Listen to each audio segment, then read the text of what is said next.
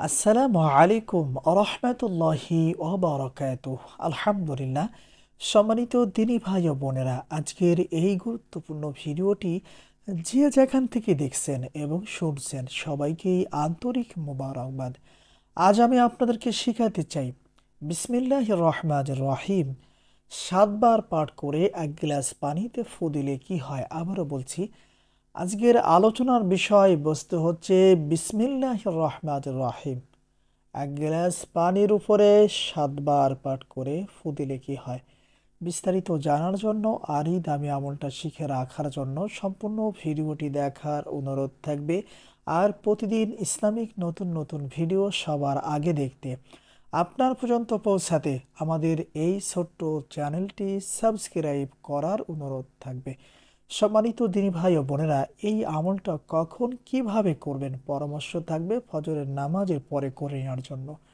আর যদি ফজরের নামাজের পরে করতে না পারেন তাহলে যে কোনো সময় যে কোনো মুহূর্তে পবিত্র অবস্থায় পবিত্র জায়গায় বসে আমলটা করে নেওয়ার চেষ্টা করবেন। ধরে নিন আমি এখন এই মুহূর্তে আপনাদেরকে ফজরের নামাজ আদায় করে জায়নামাজের পাটিতে বসে এই আমলটা করে দেখাচ্ছি।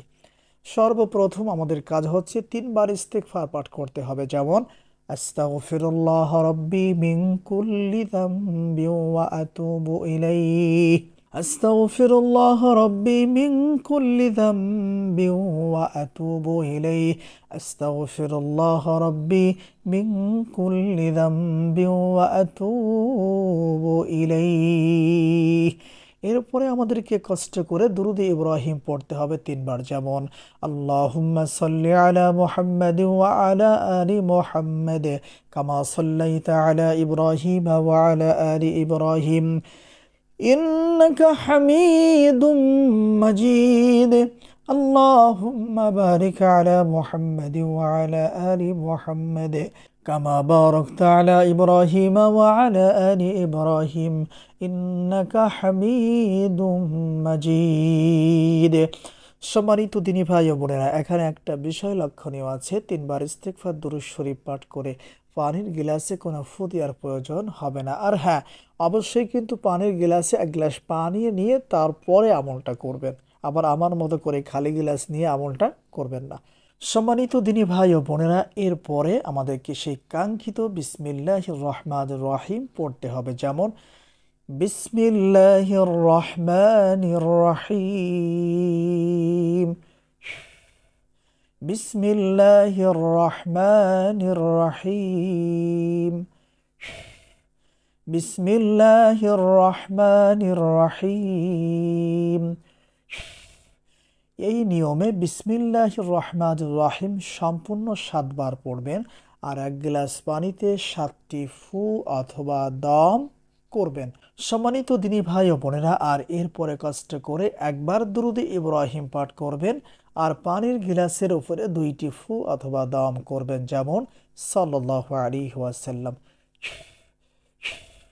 মোট 9টি ফু দিয়ে 1 গ্লাস পানি আমাদেরকে পড়ে নিতে হবে। সম্মানিত দিনী ভাই ও বোনেরা, ধরে নিন আপনারা আমার দেখানো পদ্ধতিতে বিসমিল্লাহির রহমানির রহিমের মাধ্যমে 1 গ্লাস পানি পড়ে নিয়েছেন।